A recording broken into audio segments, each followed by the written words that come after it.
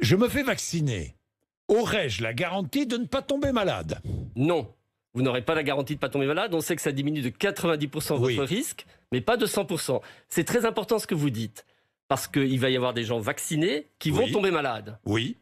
Pour certains d'entre eux, peut-être même mourir de la maladie. Oui. La protection n'est que de 90%. Et tout de suite, ça va faire les premières pages des journaux. On va nous dire, regardez, cette personne a été vaccinée, elle est tombée malade, elle est décédée, le vaccin ne marche pas. Non, le vaccin marche, il diminue de 90%, il ne diminue pas de 100%. Est-ce que je pourrais, même vacciné, encore transmettre le virus?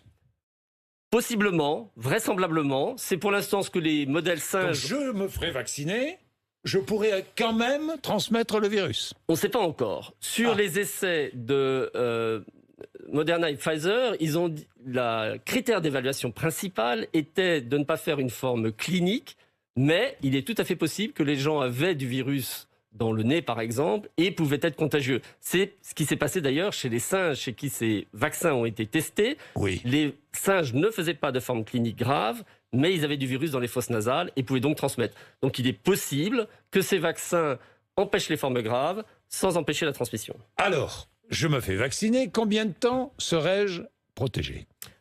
On ne sait pas. On ne sait pas. On ne sait pas. Les réponses immunitaires telles qu'elles ont été mesurées jusqu'à présent en phase 2 ont l'air d'être robustes. On peut, par analogie avec des autres vaccins, penser que ça va être au moins 1 an. L'idéal, finalement, ce serait qu'on retrouve, enfin quand je dis l'idéal, un des scénarios plausibles serait qu'on se retrouve dans la situation de celui du vaccin de la grippe, où vous avez un vaccin qu'il faut répéter régulièrement, pour d'autres raisons avec la grippe, parce que le virus de la grippe change un petit peu chaque année. Mais admettons que cette fois-ci, ce soit parce que l'immunité ne soit pas pérenne sur la durée. Oui. Donc, on aurait une population qu'on appelle des gens fragiles, qui sont à peu près les mêmes que pour ceux de la grippe d'ailleurs. Et cette population serait revaccinée tous les ans contre le coronavirus. C'est un scénario plausible. Et ça empêcherait le virus de circuler. Et ça empêcherait le virus de